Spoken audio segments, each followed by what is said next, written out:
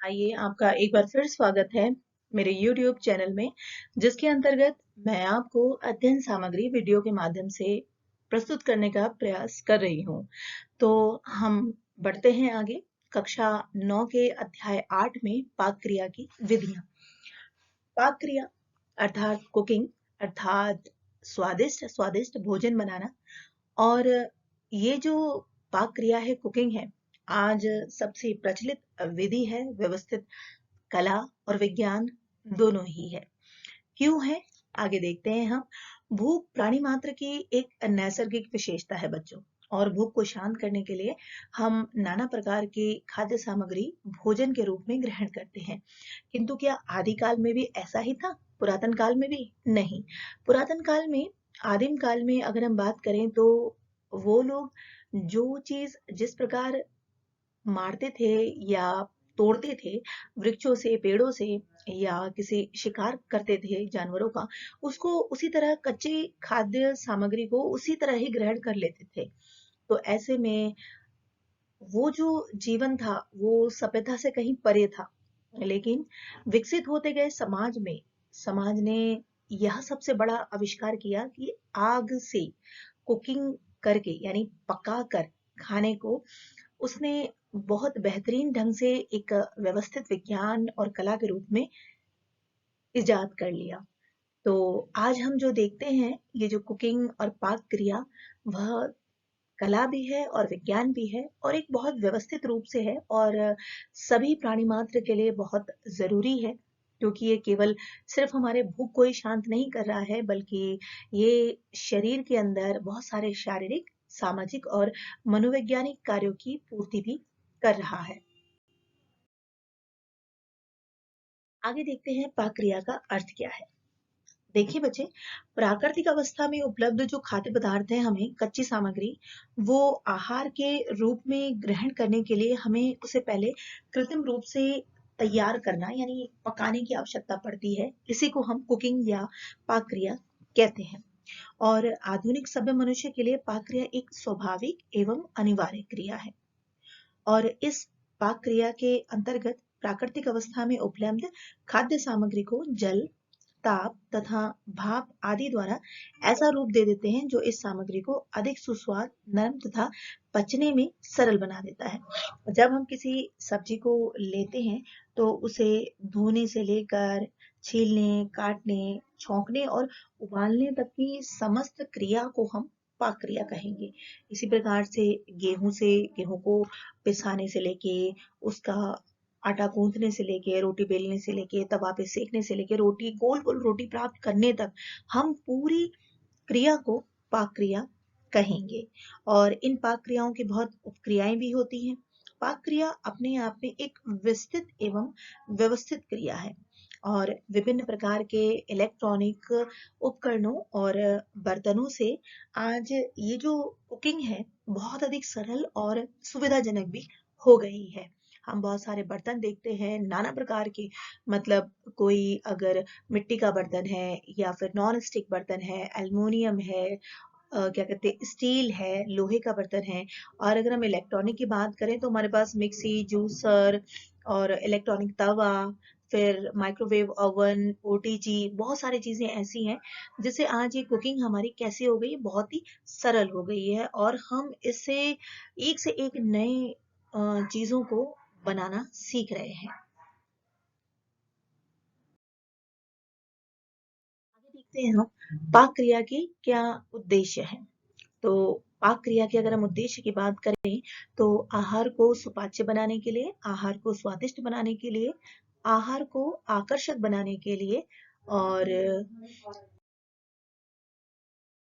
रोगाणुओं से मुक्त करने के लिए, आहार को विविधता प्रदान करने के लिए, और आहार का संरक्षण करने के लिए हम पाक क्रिया या कुकिंग करते हैं। तो एक एक उद्देश्य को जरा विस्तृत ढंग से समझेंगे कि बच्चों देखो, आहार को ग्रहण करने से पूर्ण लाभ तब प्राप्त होगा जब उसका अच्छी प्रकार से पाचन हो जाए, यानी वो डाइजेस्ट अच्छी तरीके से होना चाहिए। और ये डाइजेस्ट कैसे होगा? डाइजेस्ट तब होगा जब हमने जो पकाया है और उसको हम अच्छी तरीके से दांतों से चबा पाए, काट पाए, और फिर वो हमारे आंतों में जाकर, आमाशय में जाकर हमारे जो भोज्य पदार्थ हैं उनका स्वांगीकरण, इमल्सिफिकेशन, बाकी और जो चीजें हैं, डाइजेशन की प्रक्रिया जो है वो अच्छी तरीके से हो पाए।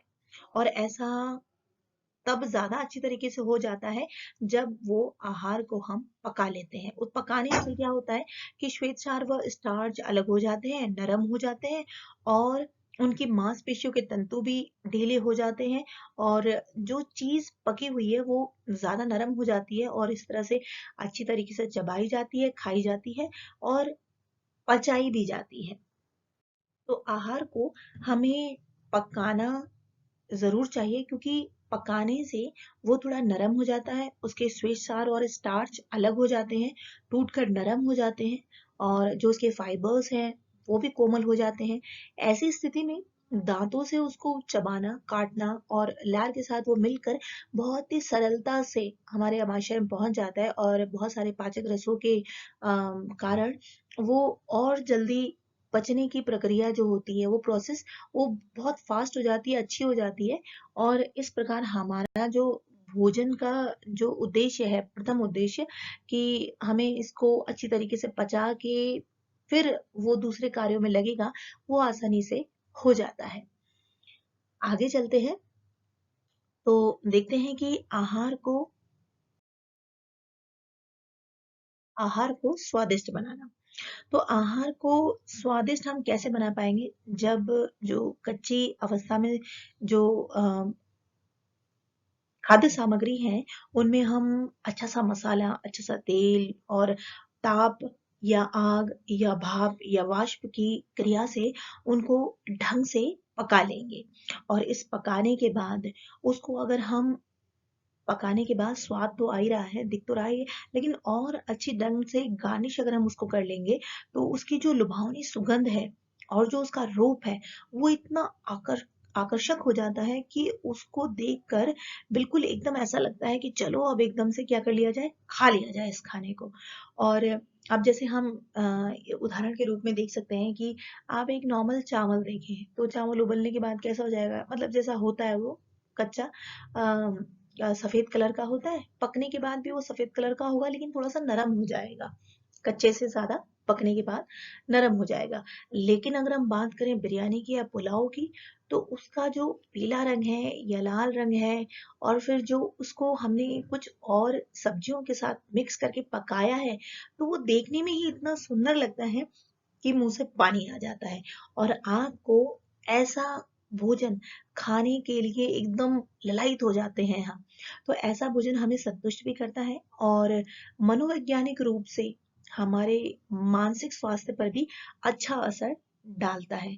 और यह एक मनोवैज्ञानिक तथ्य भी है बच्चों, कि आकर्षक भोजन सामान्य भोजन की अपेक्षा अधिक खाया जाता है, और रुचिपूर्वक ग्रहण किया गया भोजन स्वास्थ्य के लिए अधिक लाभदायक भी होता है। अगले चलते हैं, जो है आहार को रोगाणुओं से मुक्त करना। देखिए, कच्ची खाद्य सामग्री होती है तो उसमें बहुत सारे रोग, बहुत सारे कीटाणु स्वाभाविक रूप से हो सकते हैं। हम उन्हें क्या करते हैं कि धोते हैं, और धोने के बाद उसको पकाते हैं।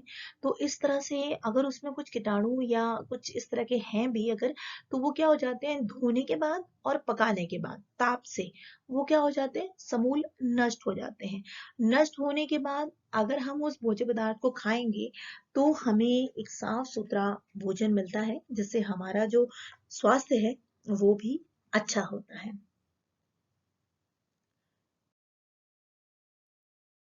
हमारा आहार को विविधता प्रदान करना। देखिए बच्चों, ये व्यवस्थित विज्ञान और कला हम इसलिए कह रहे हैं क्योंकि आज बढ़ते बढ़ते ये जो पाक क्रिया है, ये एक ऐसी उत्तम अवस्था में पहुंच चुकी है कि व्यक्ति को इससे इसको बनाने से ही संतोष मिलता है, खाने से संतोष मिलता है, देखने से संतोष मिलता है, दूसरों को परोसने से संतोष मिलता है, और इस पाक क्रिया से कई रोजगार के अवसर भी जुड़े हुए हैं। अब देखिए, अगर हम बात करें एक चने की। तो इस चने को देखिए हम विभिन्न रूपों से खा सकते हैं। चने की हम दाल बना सकते हैं, चने का बेसन पीस के हम उस बेसन की कढ़ी बना सकते हैं, उस बेसन का पकौड़ा बना सकते हैं। राजस्थान की जो मशहूर व्यंजन होता है गट्टे की सब्जी, हम उस बेसन के द्वारा बना सकते हैं। और इसके अलावा हम बहुत ऐसी सारी चीजें हैं जो उस चने के द्वारा ही बना सकते हैं। और इसी प्रकार अगर हम मूली को ले लेते हैं, तो देखिए हमारे गढ़वाल में मूली की खिचौड़ी प्रसिद्ध है। और फिर मूली की सब्जी बहुत प्रसिद्ध है। मूली को हम ऐसे सलाद के रूप में खाते हैं। तो एक ही चीज से हम उसको कई विविधता प्रदान करते हुए रुचि अनुसार, मतलब किस प्रकार से खाना है, तो उस रुचि अनुसार हम बना सकते हैं। और इसका एक मजेदार तथ्य ये भी है कि कुछ बच्चे जैसे पोषक तत्व जिन चीजों में होते हैं तो बच्चों को वो अरुचिकर लगती है, वो उसमें इंटरेस्ट नहीं ज्यादा आता है। तो ऐसे खाद्य पदार्थों को अक्सर माएँ क्या करती हैं कि खाना भी है तो करती क्या है वो, जैसे उबाल लेती हैं और उबालने के बाद उसको बिल्कुल पीस लेती हैं बारीक, और बारीक पीसने के बाद उसको कभी आटे में मिला के, कभी किसी चीज में मिला के उन पोषक तत्वों को भोजन के सहायता से मतलब बच्चे के मुंह में डाल देती हैं, और बच्चा उसको बड़े चाव से खा जाता है। उसे पता ही नहीं चलता है कि इसमें वो चीज है जो उसे रुचिकर लग रही है। तो पाक क्रिया का ये एक बहुत ही अच्छा अ, अवस्था है जब हम उसको विविध प्रकार से एक ही चीज को कई तरीकों से और कई तरीकों को एक चीज तरीके से बना सकते हैं।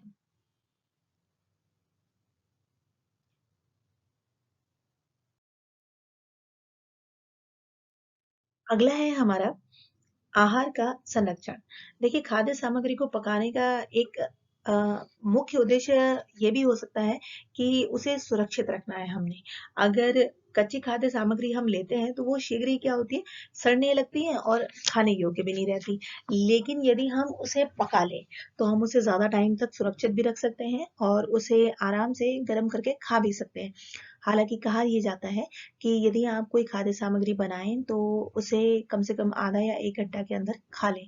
लेकिन देखिए अभी जो जीवन चल रहा है बहुत ही भागम भाग का है, फास्ट है बिल्कुल, और बहुत सारी चीजें ऐसे नहीं हो पाती हैं जैसे कि दैनिक दिनचर्या में लिखी गई हैं। तो ठीक है, आप सामग्री को बनाकर रख सकते हैं और उसको गर्म करके भी खा सकते हैं। हम इनमें एक दूध का उदाहरण लेंगे। अगर आप दूध लाएंगे कच्चा दूध और उसे यूं ही रख देंगे तो वो जल्दी ही क्या होगा, कुछ समय के बाद फट जाएगा और प्रयोग में लाने के उसमें नहीं रहेगा। तो आप उसको क्या कर सकते हैं, आप उसको गर्म करके रख सकते हैं ठंडा करके, और वो इस तरह से करीबन 1 से 3 दिन तक चल सकता है यदि आप फ्रिज का भी उपयोग करते हैं तो। तो बच्चों चलते हैं इस उद्देश्य के बाद पाक क्रिया के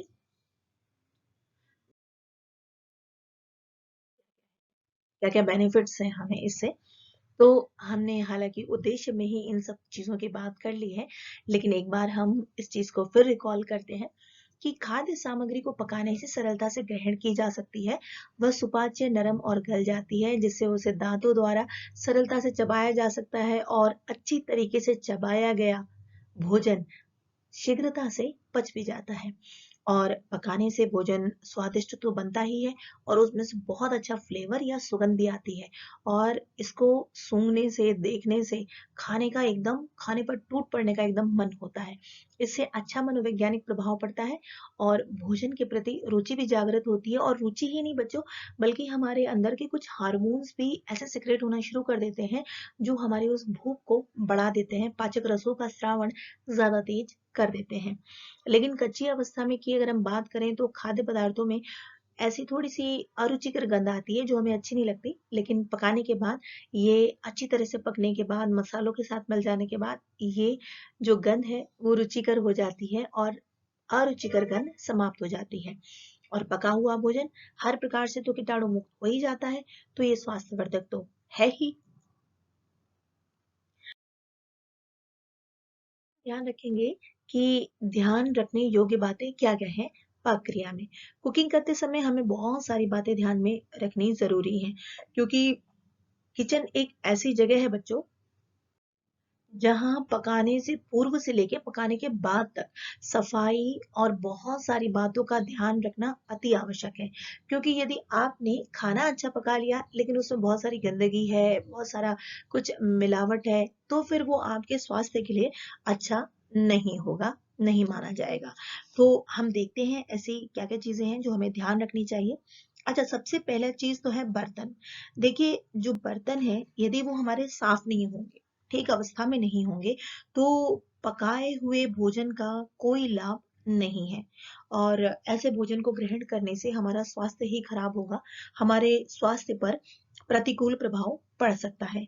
अच्छा, बर्तन का ठीक अवस्था में होने का अर्थ ये है कि बर्तन अगर अगर हम किसी अन्य धातु का लेते हैं जैसे पीतल का, तो उसमें कलई होनी चाहिए। अगर हम मिट्टी का लेते हैं तो वो धोकर अच्छी तरीके से रखा हुआ होना चाहिए और उपयोग करने से पूर्व भी उसे एक बार धोना जरूरी है। यूं तो कोई भी बर्तन रखा हुआ है, हमने धोने से पूर्व अगर हम एक बार पानी से उसको निथार लें तो हमारा जो खाना है और भी अच्छी तरीके से साफ सुथरे ढंग से बनेगा। इसके अलावा अगर हम बात करें बच्चों, तो बर्तनों की सफाई के अतिरिक्त जो व्यक्ति भोजन बना रहा है, विशेषकर जैसे हमारी माँ है, बहन है, या जो भी बना रहा है भोजन, वो भी बहुत साफ सुथरा होना चाहिए। मतलब हम यहाँ पर महंगी चीजों के बारे में बात नहीं कर रहे हैं, लेकिन कम से कम व्यक्ति पानी से नहा तो सकता है, साफ सुथरे कपड़े तो पहन सकता है, और इसके बाद उसके नाखून जो है साफ होने चाहिए, बाल बंधे हुए होने चाहिए। ऐसा नहीं कि बाल बिल्कुल खुले हुए हैं और खाने में एक एक बाल चला जा रहा है, ऐसा नहीं। नाखूनों का साफ होना चाहिए। तो इस प्रकार थोड़ी सी साफ सफाई उस व्यक्ति की भी होनी चाहिए जो कि खाना बना रहा है। चलते हैं तो पाकशाला में, रसोई घर में क्या चीजें होनी चाहिए। देखिए, सबसे पहले तो जो व्यक्ति खाना बना रहा है वो उसके कपड़े ऐसे नहीं होने चाहिए जो कि उड़ते हुए हों, जैसे कि पल्ला या चुन्नी या कोई और चीज जो कि कहीं से भी आग पकड़ ले और भयंकर रूप हो जाए, तो ऐसा नहीं होना चाहिए। दूसरा, रसोई घर में साफ कपड़ा और तौलिया अवश्य रखना चाहिए, जिससे कि जो वो खाना बनाने वाला है या खाना बनाने वाली है वो अपना हाथ भी पोंछ सके, और इससे पूर्व जो हम बर्तन उपयोग कर रहे हैं उसको भी हम अच्छी तरीके से पोंछ कर यूज कर सके। अगला है, खाद्य सामग्री को कितनी देर पकाना चाहिए, ये बहुत जरूरी चीज है। देखिए, सामग्री को हमें पता है कि उसको पकने तक ही पकाना है, और पकाना कैसे है, ढककर। अगर हमें उसमें पानी की आवश्यकता है तो उतनी ही पानी ले जितना कि पकने के लिए जरूरी है, उसके अतिरिक्त ना ले। तो जितनी देर तक उसको पकाना आवश्यक है उतनी ही देर तक उसको पकाना है, और इससे हमारी जो गैस है या जो हमारा चूल्हा है या जो स्टोव है या हमारा श्रम है, परिश्रम, वो भी बचेगा, और जो खाना है वो भी सुपाच्य ढंग से, पौष्टिक ढंग से, पोषक तत्व रहते हुए पकेगा। अच्छा, अब अगला है कि जो खाद्य सामग्री है उसको पकाते समय ढककर भी रखना है और आवश्यकता से अधिक पानी नहीं लेना है। अगर हम आवश्यकता से अधिक पानी लेंगे तो वो बिल्कुल गल जाएगा और ऐसा गला हुआ भोजन अच्छा नहीं लगेगा।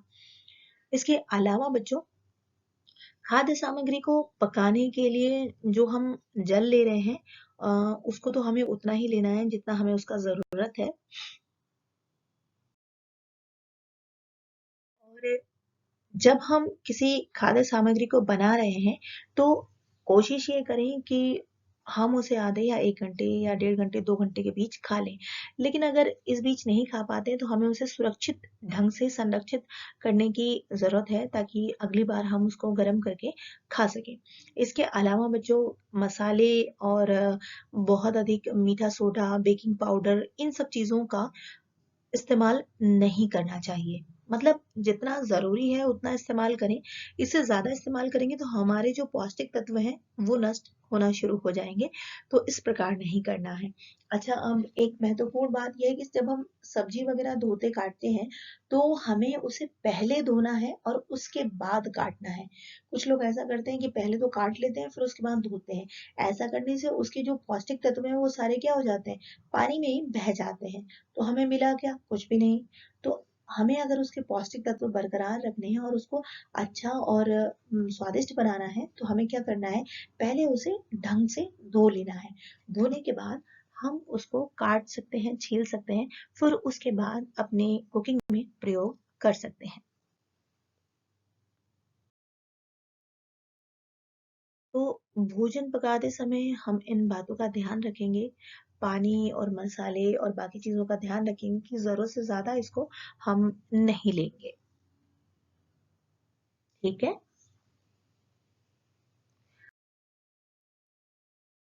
बच्चों, भोजन पकाने की क्या-क्या विधि होती है।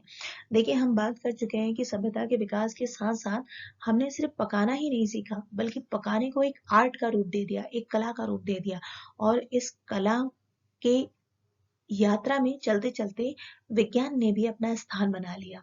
आज हम सिर्फ आहार को स्वादिष्ट और जायकेदार बनाने की बात नहीं करते हैं, बल्कि आहार को हम पौष्टिक, पोषक तत्वों से युक्त जो हमारे शरीर को शारीरिक, मानसिक और सामाजिक रूप से भी स्वस्थ करे, ऐसा आहार बनाने की हम प्रयत्न करते हैं। तो आज इस अवस्था में पाक क्रिया ने बहुत ज़्यादा विकास कर लिया है। तो हम ये देखते हैं कि भिन्न-भिन्न खाद्य सामग्रियों को भिन्न-भिन्न विधियों से हम पका पा रहे हैं। इसके अतिरिक्त भिन्न-भिन्न उद्देश्यों के लिए भी आहार तैयार कर रहे हैं। बीमार के लिए अलग, छोटे बच्चों के लिए अलग, वृद्धों के लिए अलग, किसी ओकेजन के लिए अलग, किसी त्योहार के लिए अलग। तो किसी आहार को पकाने के लिए उसी विधि को हम अपनाते हैं जो आहार के निहित उद्देश्य के लिए सर्वाधिक उपयोगी एवं सुविधाजनक भी हो। यह सत्य है कि भोजन पकाने की प्रत्येक विधि में ताप की आवश्यकता होती है, किंतु ताप प्रत्येक पाक क्रिया का एक आवश्यक कारक होता है। लेकिन इस पाक क्रिया का ध्यान रखना हमें जरूरी है कि हम किस माध्यम से इसको प्रयोग कर रहे हैं। तो इसी आधार पर हम इसको विधि का निर्धारण भी कहते हैं। तो हमारे पास कितनी विधियां हैं, आइए देखते हैं। इसको 4 मुख्य वर्गों में विभक्त कर सकते हैं। ये मुख्य वर्ग क्या है? जल के माध्यम से पकाना, चिकनाई के माध्यम से पकाना, वाष्प के माध्यम से पकाना और वायु के माध्यम से पकाना। अब हम इनको विस्तृत तरीके से पढ़ेंगे। सबसे जल के माध्यम से पकाना, तो ये सबसे उत्तम विधि है और सभी घरों में ये आसानी से देखने को मिलती है। तो हम जल के माध्यम से कैसे भोजन पका सकते हैं? एक तो तीव्र आग पर उबालकर, धीरे धीरे उबालकर और मंद आग पर पकाकर। क्या आपके अभी दिमाग में आ रहा है कि हम इस प्रकार भोजन कैसे पकाते हैं? ठीक है, तो सबसे पहले हम बात करते हैं आग पर उबालकर पकाने से। देखिए, ये सबसे सरल और सुविधाजनक विधि है और इसमें ताप और जल के दोनों के मिश्रण से भोजन सामग्री जो होती है अच्छी तरीके से उबल जाती है और पक जाती है और गल जाती है। तो इस प्रकार हम भोजन को हम अच्छी तरीके से पतीली या डेगची या भगोने में डालकर पका सकते हैं और इस तरह से सा, सा 100 डिग्री सेंटीग्रेड तापक्रम पर पानी उबल कर उस खाद्य सामग्री को, कच्ची खाद्य सामग्री को अच्छी तरीके से पका देता है। लेकिन बच्चों, इसमें एक बात ध्यान रखने वाली बात है कि हमें उतना ही जल का प्रयोग करना है जितने जल में हमारा जो खाद्य वस्तु है वो पक जाए। अगर हम अतिरिक्त जल को फेंकते हैं तो इससे हमारे पोषक तत्व भी क्या हो जाएंगे? चले जाएंगे, बह जाएंगे। सिमरिंग, धीरे धीरे उबालना। इस विधि में खाद्य सामग्री को जल के ही माध्यम से पकाया जाता है, लेकिन जो ताप है, जो फ्लेम है, वो थोड़ी सी कम रखते हैं। इसमें जल पूरी तरह से उबलता नहीं है। इसके लिए हम दोहरे बर्तन का भी इस्तेमाल कर सकते हैं और इसकी विधि द्वारा मांस, मछली, अंडे पकाए जा सकते हैं और दाल भी इसी विधि से पकती है। आग पर पकाना या स्टोइंग, इस जो मंद आग पर है वो कम फ्लेम पर पकती है और इस विधि के अंतर्गत सामान्य रूप से 1 घंटे में खाद्य सामग्री पककर तैयार हो जाती है। क्योंकि कम आंच है तो कम थोड़ी देर लगेगी उसे पकने के लिए। और इस प्रकार से जो हम बर्तन यूज करेंगे वो ऐसा बर्तन यूज करेंगे जिसका ढक्कन अच्छी प्रकार से बंद हो, जिससे जल की वाष्प बाहर नहीं निकले और वो अंदर ही अंदर पक जाए। इस तरह से हम कठोर से कठोर चीज को भी पका सकते हैं, जैसे मांस या मछली आदि चीजें। और वह पककर नरम और स्वादिष्ट हो जाती हैं और उसका स्वाद, सुगंध और पोषक तत्व भी नष्ट नहीं होते। तो बच्चों, ये जो तीनों विधियां हैं वो जल के माध्यम से ही पकाने वाली हैं, लेकिन बस इसमें जो ताप है और जो जल है उसकी मात्रा ज्यादा कम और कम हो गई है, और इस प्रकार उबालकर पकाया गया भोजन हल्का और सुपाच्य भी होता है। इस विधि से पकाने पर खाद्य सामग्री के पोषक तत्व बिल्कुल नष्ट नहीं होते, और इस तरह से पकाया गया भोजन रोगियों तथा कमजोर पाचन शक्ति वाले व्यक्ति को दिया जा सकता है। परंतु कुछ लोग जल के माध्यम से पकाए गए भोजन को स्वादिष्ट नहीं मानते। वे चिकनाई के माध्यम से तले हुए भोजन को अधिक स्वादिष्ट मानते हैं। पश्चिमी देशों में जल के माध्यम से पकाया गया भोजन अधिक पसंद किया जाता है, जैसे कि बॉइलिंग, जो क्या कहते हैं, फ्रूट्स हैं या फिर वेजिटेबल्स हैं, वो आसानी से खा लेते हैं। अगर हम भारतीय मनुष्यों की बात करें तो वो तो ऐसे उबाल के पकाने वाले चीजों से तो नाक भौं सिकोड़ लेते हैं। अगला,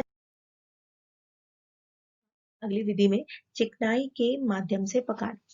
चिकनाई के माध्यम से पकाने की जो प्रक्रिया है वो बहुत ही लोकप्रिय विधि है, और ऐसी विधि सभी बच्चों को या बड़ों को, चटोरे लोगों को ज्यादा पसंद होती है, जो कि चिकनाई के माध्यम से घी, मक्खन, तेल आदि प्रयोग करके, तल करके तैयार की जाती है। और भारतवर्ष में भी इस विधि को बहुत अपनाया जाता है। हमारे बहुत सारी ऐसी चीजें हैं जैसे पकौड़ी, पूड़ी, है ना, तो जो तलकर ही पकाई जाती है। तो इसमें भी हम तीन विधि लेते हैं तलने की: उथली विधि, गहरी विधि और शुष्क विधि। यहाँ पर थोड़ा गलत टाइप हो गया है, कोई बात नहीं। तो उथली विधि, गहरी विधि और शुष्क विधि, तो हम इनके बारे में पढ़ेंगे कि ये क्या क्या है: शैलो फ्राइंग, डीप फ्राइंग और ड्राई फ्राइंग।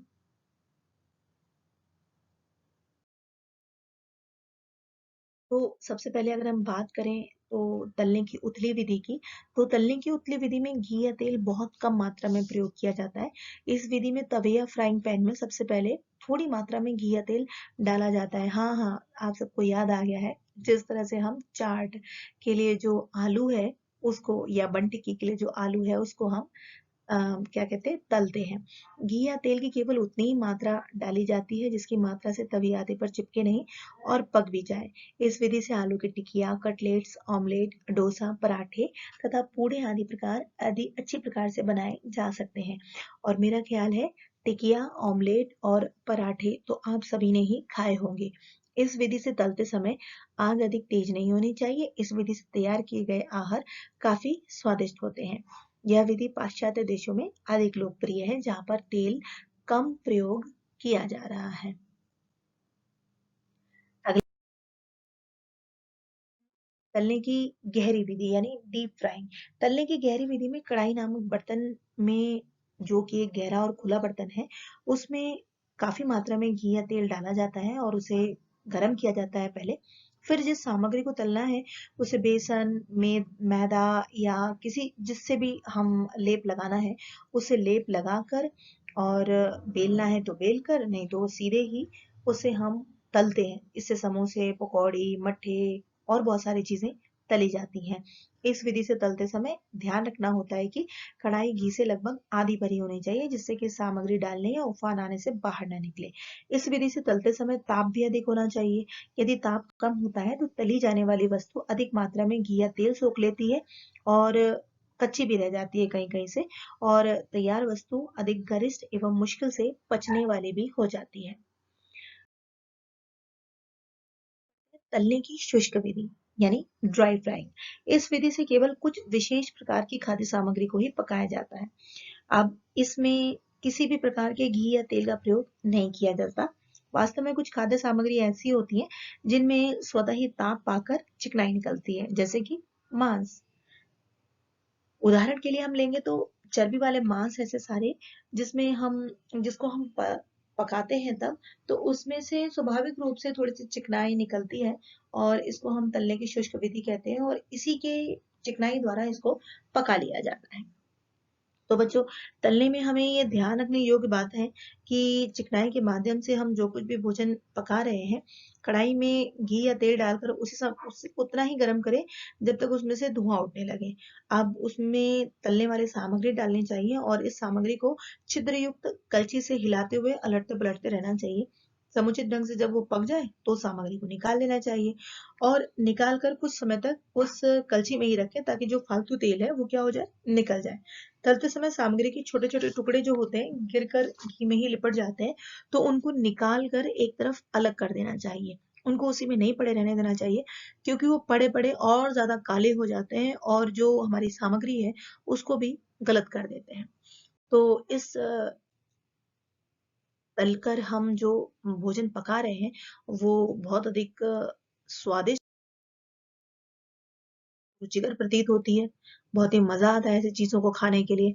अब ऑमलेट की बात करें या फिर कटलेट की बात करें या बन टिक्की की या टिकिया की या फिर हम और भी चीज़ों की बात करें अगर, तो तलने वाली सारी चीज़ों में हमें बड़ा मज़ा आता है। तले हुए भोजन से एक प्रकार की मोहक सुगंध और आकर्षक रंग भी आ जाता है, जिसका खाने पर मनोवैज्ञानिक और मानसिक प्रभाव दोनों ही पड़ता है। और तलकर पकाया गया भोजन खा लेने के बाद तो भई काफ़ी समय तक भूख नहीं लगती है। क्यों? क्योंकि उसमें तेल पड़ा होता है। लेकिन ये भी ध्यान रखें कि इस तले हुए भोजन से अगर हमें लाभ है, तो बहुत ज़्यादा हानियाँ भी हैं। ये इतना गरिष्ठ भोजन होता है, जो हमारे पेट में जाकर शीघ्र नहीं पचता। और जो अगर हम तलकर पकाते हैं, तो भोज्य पदार्थों के कई पोषक तत्व नष्ट भी हो जाते हैं और अधिक तला हुआ भोजन हमारे पेट और गले में जलन का काम भी करता है और इसको तलने के लिए इसको पचने के लिए हमारे शरीर को बहुत ज़्यादा एफर्ट लगाना पड़ता है। तो तला हुआ भोजन कभी-कभी तो चल जाएगा, लेकिन अगर हम ऐसा ही भोजन हर रोज़ खाते हैं, तो हम बहुत सारे रोगों के शिकार हो सकते हैं। जैसे कि कॉन्स्टिपेशन, कब्ज होना, जैसे कि मुहासे आना, जैसे कि हमारा गला खराब रहना, हमारे मुंह में छाले हो जाना, बहुत सारे रोग हैं जो इससे हो सकते हैं। आग वाष्प के माध्यम से या स्टीम भाप के माध्यम से पकाना भोजन पकाने की ये सबसे उत्तम विधि है। इस विधि के अंतर्गत खाद्य सामग्री भाप से प्राप्त ताप से पकती है और इस विधि को पकाने में थोड़ा अधिक समय लगता है, क्योंकि इसमें एक अच्छी बात ये है कि इससे पोषक तत्व नष्ट नहीं होते और भोजन क्या होता है, सुपाच्य हो जाता है। इस विधि से हम मांस, मछली, अंडे, सब्जियां, पुडिंग, कस्टर्ड सभी को पका सकते हैं। भाप द्वारा 2 विधि हो सकती हैं। एक तो है प्रत्यक्ष विधि, जिसमें कि हमने किसी बर्तन में सीधे नीचे पानी डाल दिया है और एक छन्नी या मलमल का कपड़ा बांध कर उसमें खाद्य सामग्री रख दी है और बर्तन को आग पर रखकर उबाल कर हम वाष्प के द्वारा खाद्य सामग्री को बना देते हैं। जैसे कि राजस्थान की जो प्रसिद्ध व्यंजन है, गट्टे की सब्जी, हम इसी माध्यम से हम समझ सकते हैं कि बनाया जाता है। और दूसरा है अ, वाष्प के माध्यम से खाद्य सामग्री को पकाने के लिए प्रेशर कुकर का इस्तेमाल करना। प्रेशर कुकर में अंदर की वाष्प बाहर नहीं निकलती और वाष्प का दबाव काफी बढ़ जाता है। वाष्प के इस दबाव से खाद्य सामग्री शीघ्र ही पक जाती है। प्रेशर कुकर में भोजन शीघ्र बच जाता है और इससे ईंधन की भी बचत होती है। तो वाष्प द्वारा जो पकाते हैं हम भोजन, सबसे अच्छी बात ये है कि वो शीघ्र ही पच जाता है। भोजन शीघ्र पचता भी है और रोगियों के लिए तो ये सबसे उत्तम विधि होती है पकाने के लिए, क्योंकि इसके द्वारा जो पोषक तत्व हैं एवं विटामिन है वो सामान्य रूप से नष्ट नहीं होते। और प्रेशर कुकर में लेकिन पकाते समय ये ध्यान रखना आवश्यक है कि इस पे जो आपने पानी डाला है वो थोड़ा सही होना चाहिए, नहीं तो ये पकने के बाद सीटी के साथ ये पानी भी बाहर निकालने लगेगा। और दूसरा, जब हम इसको आँच पे रखेंगे, तो हमें आँच उतनी ही रखनी है जितना कि इसके अंदर वाष्प बन के भोजन को ये पका दे। अगर हम इसको ज़रूरत से ज़्यादा रखेंगे तो ऐसा भी हो सकता है कि पानी पूरा सूख जाए और हमारा प्रेशर कुकर फट जाए। तो इन सब बातों का ध्यान रखना है जब हम वाष्प के माध्यम से किसी भोजन को पका रहे हैं। अगला है हमारा बच्चों वायु के माध्यम से पकाना। तो हम ये स्लाइड फिर से आ गई है। तो इस स्लाइड के अंदर हम जान चुके हैं कि प्रत्यक्ष विधि के अंतर्गत किसी एक बर्तन में नीचे पानी डालकर हम छन्नी के द्वारा उस खाद्य सामग्री को रखकर जो पकाते हैं, तो वो पहली विधि हुई। ये वाष्प के अंतर्गत ही है। और दूसरा, प्रेशर कुकर के अंतर्गत खाद्य सामग्री को हम डालकर पकाएंगे। और हमने आगे बता चुके हैं कि इस तरह पकाया गया भोजन शीघ्र ही पच जाता है और रोगियों के लिए हितकर भी होता है, जिससे भोजन के पोषक तत्व एवं विटामिन इसमें नष्ट नहीं होते। अगले चलते हैं, वायु के माध्यम से पकाना। पाक क्रिया की एक यह उत्तम विधि है और इस विधि के अंतर्गत गर्म वायु के संपर्क से ही भोजन को पका लिया जाता है और इसमें जल या चिकनाई के लिए किसी घी तेल का प्रयोग नहीं किया जाता। तो हमारा यहाँ पर ये क्या चीजें हैं? पहला है भूनना, दूसरा सेकना और तीसरा भट्टी या तंदूर ओवन में पकाना। तो यह कैसे है? इस विधि के अंतर्गत बालू या राख को गर्म करके उसमें संबंधित वस्तु को भून कर पकाया जाता है। इस विधि से बैंगन आदि का भुर्ता बनाया जा सकता है। आलू, शकरकंद, मक्का, बाजरा या चने आदि भी भुने जा सकते हैं। इस प्रकार भुनी हुई ये वस्तुएं काफी स्वादिष्ट भी होती हैं और किसी प्रकार की चिकनाई आदि का प्रयोग न करने के कारण ये सुपाच्य और स्वास्थ्य वर्धक भी होती हैं। हम सेकने की बात करें तो इन सेकने में ये जो खाद्य सामग्री है आग के संपर्क में सीधे ही आ जाती है। सामान्य रूप से धुएं से रहित जलते हुए अंगारों पर ही वस्तुओं को सेका जाता है। कबाब आदि इसी विधि से सेके जाते हैं। अगर हम भट्टी या तंदूर की बात करें तो भट्टी में केक, पेस्ट्री, बिस्कुट आदि पकाए जाते हैं।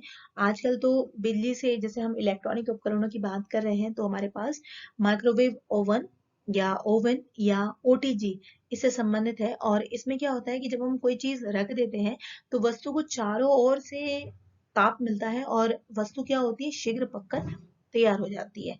इसमें हम केक, पेस्ट्री, बिस्कुट, नान खटाई, बहुत सारी चीजें पका सकते हैं।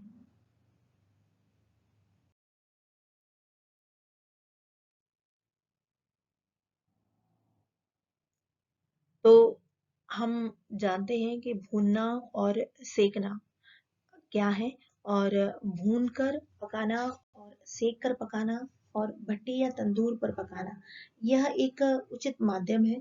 इसमें भी बच्चों, हम अगर सही ताप रखते हैं तो जो पकने के बाद उसके पौष्टिक पोषक तत्व खराब नहीं होते। और आगे हम देखते हैं पौष्टिकता पर ताप क्रिया का पाक क्रिया का प्रभाव क्या पड़ता है, या ताप क्रिया का भी सही है कि प्रभाव क्या पड़ता है, क्योंकि पकाने के लिए तो ताप चाहिए ही। तो हम देखते हैं क्या प्रभाव पड़ता है विभिन्न हमारे विटामिन और पोषक तत्वों पर। सबसे पहले देखते हैं वसा पर क्या प्रभाव पड़ता है। वसा पर कोई प्रभाव नहीं पड़ता, लेकिन बहुत अधिक अगर हम इसको गर्म करते रहे तो एक नया यौगिक एक्रोलीन बन जाएगा और इस यौगिक की एक विशेष गंध होगी जो कि बहुत ज्यादा तीखी होती है और ये खाने योग्य नहीं रह जाता।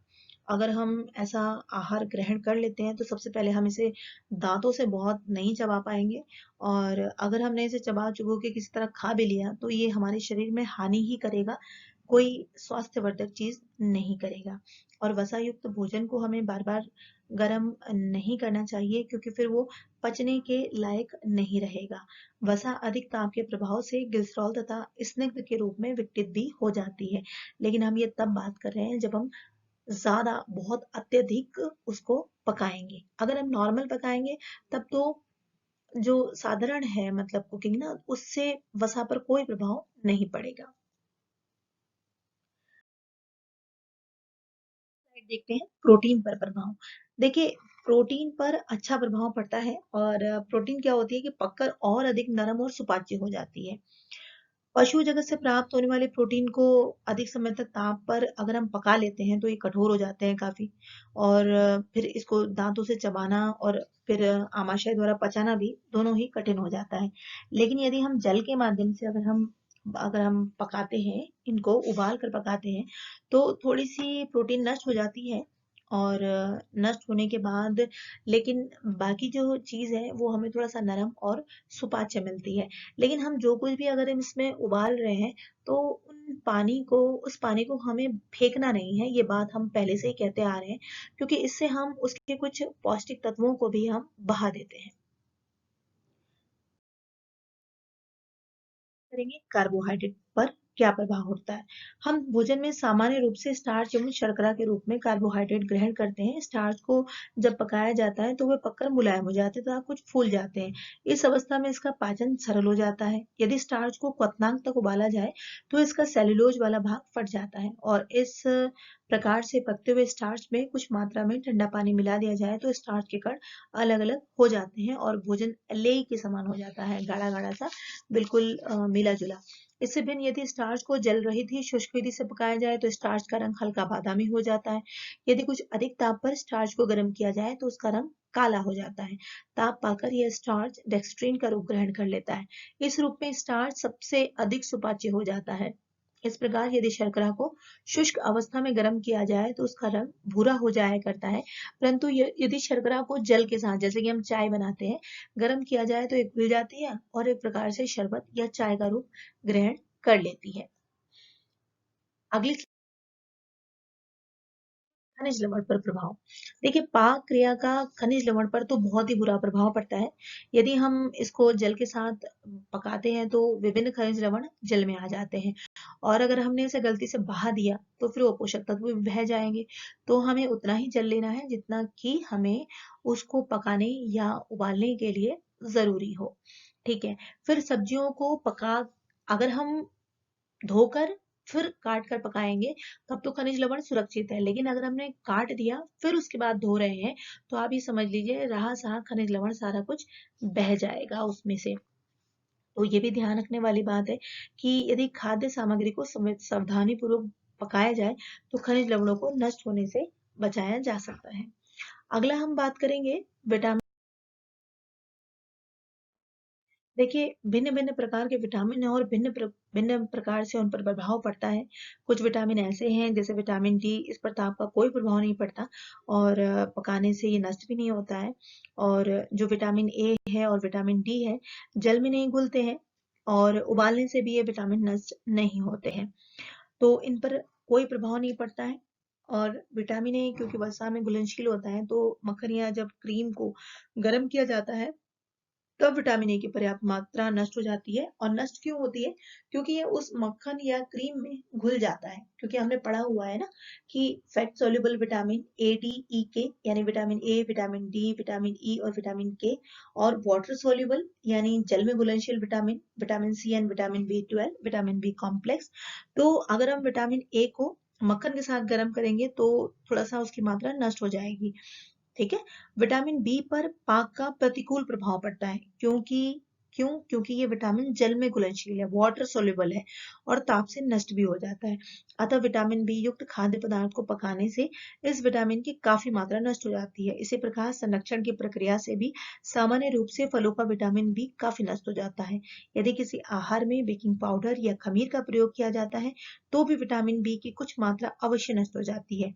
विटामिन सी पर भी पाक क्रिया का प्रतिकूल प्रभाव पड़ता है। विटामिन सी युक्त पदार्थों को अधिक ताप पर अधिक समय तक नहीं उबालना चाहिए। इन्हें सामान्य रूप से केवल उबलते पानी में ही डालकर निकाल लेना चाहिए। और ये ध्यान रखने वाली बात है बच्चों कि विटामिन सी युक्त फलों एवं सब्जियों को बिना पकाए ही ग्रहण करना सबसे ज्यादा उचित होता है। विटामिन सी युक्त खाद्य पदार्थों को न तो अधिक समय तक जल में भिगो कर रखिए और न ही अधिक समय तक धोइए। इससे विटामिन सी की बहुत सारी मात्रा खत्म हो जाती है, नष्ट हो जाती है। लेकिन इसका तात्पर्य ये नहीं कि आप उसे धोएं नहीं। आपको ये कहा जा रहा है कि आप उसे धोएं, लेकिन बहुत ज्यादा समय तक ना धोएं। इससे फिर उसके जो पोषक तत्व हैं वो नष्ट होने शुरू हो जाते हैं। तो यह जो पाक क्रिया से संबंधित पाठ है बच्चों, पूरा पढ़ा दिया गया है और हमें आपकी प्रतिक्रिया का इंतजार रहेगा। हमें कमेंट्स में ज़रूर बताइएगा कि आपको हमारा ये वीडियो के माध्यम से अध्ययन कैसा लग रहा है और हमारे चैनल को सब्सक्राइब और लाइक और शेयर भी ज़रूर कर दीजिए, क्योंकि आपके द्वारा दिए गए हौसले से ही हम अच्छी से अच्छी वीडियो बना पाएंगे। धन्यवाद।